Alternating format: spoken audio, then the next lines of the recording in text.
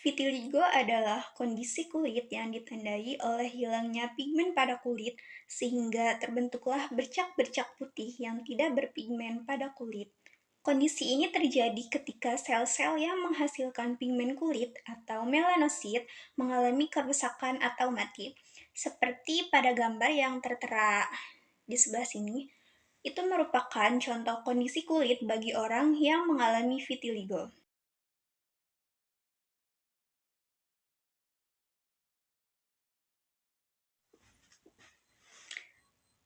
Pigmen pada kulit disebut melanin dan dihasilkan oleh sel-sel kulit yang disebut dengan melanosit. Melanin berfungsi untuk melindungi kulit dari kerusakan akibat sinar UV atau sinar matahari.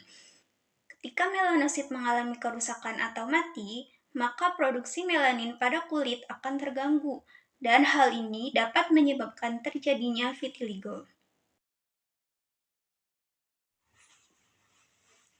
Pada gambar yang tertera ini, pada gambar bagian C, jadi yang diberi tanda panah itu merupakan melanosit. Jadi melanosit itu sel dengan nukleus hiperkromatik di sepanjang stratum basalis. Untuk stratum basalis itu ada pada gambar bagian B, letaknya di panah nomor 4. Apa sih stratum basalis itu? Jadi, kulit memiliki beberapa lapisan yang salah satunya yaitu lapisan epidermis. Lapisan epidermis yaitu lapisan paling luar pada kulit yang terdiri dari sel-sel kulit yang hidup dan mati.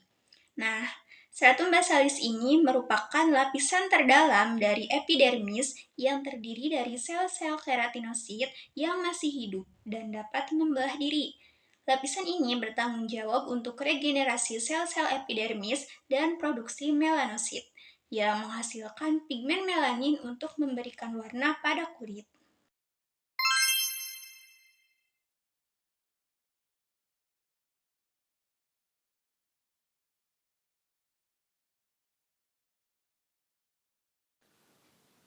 Di sini saya akan menjelaskan tentang penyakit kulit, bermacam-macam penyakit kulit. Yang pertama ada acrofacial, yaitu makula depigmentasi yang terdapat pada distal ekstremitas dan wajah. Dan yang keduanya ada vokal, yaitu terdapat satu atau beberapa makula depigmentasi pada beberapa lokasi yang tersebar.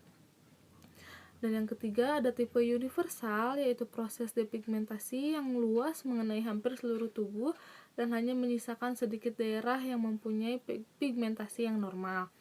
Dan yang keempat ada vulgaris, yaitu merupakan tipe general sama seperti tipe yang pertama, yaitu acrofacial berupa makula depigmentasi yang distribusinya tersebar luas pada seluruh permukaan kulit.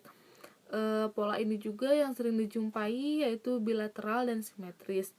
Dan yang terakhir ada segmental, yaitu terdapat satu atau beberapa makula depigmentasi yang lokalisasinya unilateral pada satu area tubuh yang sering dijumpai pada anak-anak.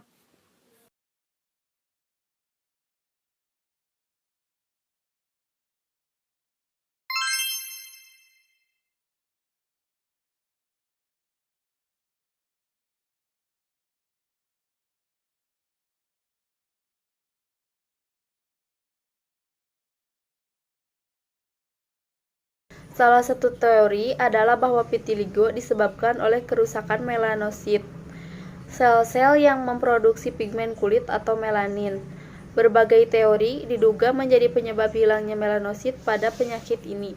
Ada beberapa hipotesis yang dikemukakan, yaitu yang pertama autoimun hipotesis, yaitu merupakan teori yang banyak diterima di mana sistem imun tubuh akan menghancurkan melanosit. Pada vitiligo dapat dijumpai autoantibodi terhadap antigen sistem melanogenik yang disebut autoantibodi antimelanosit, yang bersifat toksik terhadap melanosit dan menghambat pembentukan melanin. Penyakit autoimun mempengaruhi 5-9% populasi di dunia. Sekarang diketahui bahwa genetika memainkan peran yang relatif kecil dalam patofisiologi gangguan autoimun secara umum dan faktor lingkungan memiliki peran lebih besar. Paparan seumur hidup seseorang terhadap faktor eksternal dan internal dalam patofisiologi penyakit autoimun. Faktor lingkungan yang paling umum adalah bahan kimia beracun, makanan atau diet, dan infeksi. Bahan kimia beracun ada dalam makanan, minuman, produk umum, udara, dan bahkan tanah yang kita pijak. Bahan kimia beracun dapat secara langsung merusak jaringan sendiri dan menyebabkan pelepasan autoantigen, atau dapat berikatan dengan antigen jaringan manusia dan membentuk neoantigen yang dapat memicu respon autoimun yang menyebabkan autoimunitas. Jenis respon autoimun lainnya juga dapat dipicu oleh bahan kimia beracun melalui berbagai efek pada tingkat sel dan biokimia. Mekanisme yang paling umum untuk autoimunitas terkait makanan adalah mimikri molekuler, di mana struktur molekul makanan memiliki kemiripan dengan struktur satu atau lebih jaringan sendiri. Solusinya adalah dengan mendeteksi pemicunya, menghilangkannya dari lingkungan atau pola makan, lalu memperbaiki kerusakan pada tubuh dan kesehatan individu tersebut. Makanan itu sendiri mungkin bersifat antigenik bagi individu yang rentan. Yang kedua, neural hipotesis. Beberapa bahan yang lepas dari ujung saraf perifer pada kulit seperti neuropeptid merupakan bahan toksik terhadap melanosit dan dapat menghambat proses melanogenesis. Kemungkinan neuropeptid memegang peranan dalam patogenesis vitiligo melalui mekanisme neuroimmunity atau neuronal terhadap melanosit. Vitiligo segmental sering muncul dalam pola dermatol, sehingga muncul hipotesis bahwa terdapat mediator kimia yang dilepaskan dari ujung saraf yang dapat menyebabkan penurunan produksi melanin pada kulit pasien vitiligo yang telah ditemukan peningkatan kadar neuropeptid. Penurunan produksi keringat ditemukan pada beberapa bercak vitiligo segmental dan beberapa pasien telah terbukti mengalami perubahan degeneratif atau regeneratif ringan pada akson dan sel Schwann di area yang mengalami depigmentasi. Yang ketiga, cell destruction hypothesis, yaitu mekanisme pertahanan yang tidak sempurna pada sintesis melanin di dalam melanosit, menyebabkan menumpuknya bahan toksik campuran fenolik yang menghancurkan melanosit.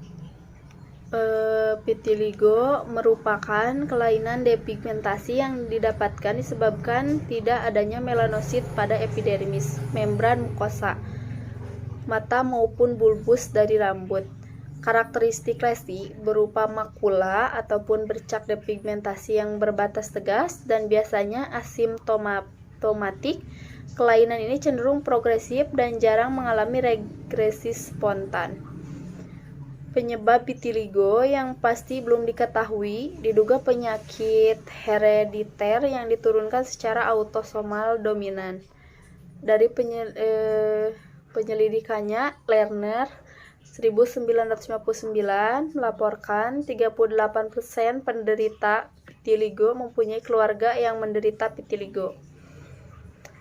Sedangkan Elimofti 1968 menyebut angka 35% kelainan ini yang bersifat bawaan dan sebagai akibat penyakit autoimun. Tetapi pada sebagian besar penderita penyebabnya tidak jelas. Vitiligo ini harus dibedakan dengan perubahan kulit yang menjadi lebih putih sebagai akibat infeksi jamur. Yang keempat, autoksitotoksik hipotesis. Berdasarkan observasi, sewaktu terjadinya sintesis melanin, terbentuk bahan kimia bersifat sitotoksik terhadap sitoplasma dari sel, sehingga menyebabkan timbulnya kerusakan struktur yang penting seperti mitokondria. Mitokondria adalah organel dengan membran ganda yang ditemukan pada sebagian besar organisme eukariotik. Mitokondria menghasilkan sebagian besar suplai adenosina trifosfat pada sel, yang digunakan sebagai sumber energi kimia. Oleh karena itu, mitokondria disebut sebagai pembangkit tenaga pada sel. Dan yang terakhir, yang kelima, itu ada genetik hipotesis. Vitiligo diperkirakan dapat diturunkan secara kromosom autosomal. Cacat genetik ini menyebabkan dijumpainya melanosit yang abnormal dan mudah mengalami trauma, sehingga menghalangi pertumbuhan dan diferensiasi dari melanosit. Hal tersebut dapat dipicu oleh beberapa faktor seperti genetik atau keturunan, penyakit autoimun, stres oksidatif, hingga paparan sinar matahari atau bahan kimia.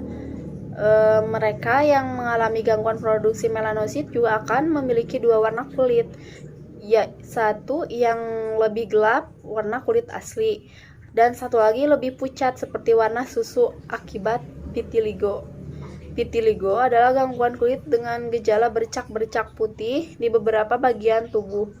Kondisi ini membuat penderita memiliki kulit yang bercorak.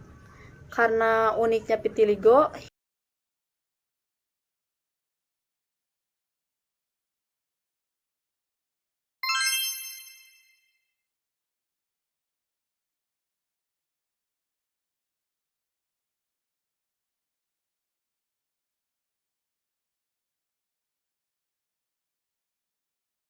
Ada beberapa faktor pencetus terjadinya vitiligo, yaitu yang pertama ada faktor genetik. Kondisi ini dapat berjalan dalam keluarga dan memiliki faktor keturunan yang kuat. Jika salah satu orang tua kita memiliki vitiligo, maka kita juga beresiko lebih tinggi terkena vitiligo.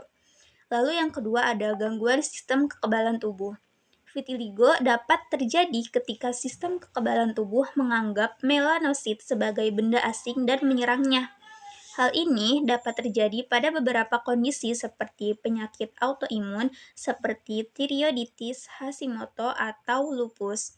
Lalu yang ketiga ada trauma.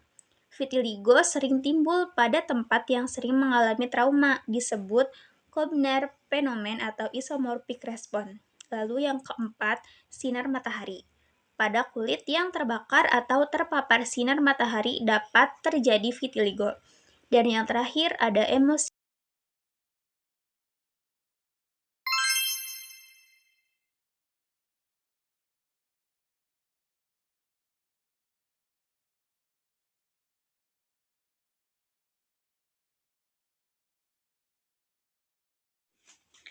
Selanjutnya, kita akan membahas epidermiologi. Umumnya, vitiligo muncul setelah kelahiran dan dapat berkembang di masa anak-anak. Bangsat usia rata-ratanya adalah 20 tahun. Sementara itu, para ahli berpendapat bahwa vitiligo lebih banyak dijumpai pada wanita dewasa dibandingkan pada laki-laki, yaitu 2-3 banding 1. Hal ini dimungkinkan karena di beberapa tempat, vitiligo dianggap sebagai stigma atau masalah kosmetik. Pada 25% kasus dimulai pada usia 14 tahun, sekitar separuh penderita vitiligo muncul sebelum berusia 20 tahun.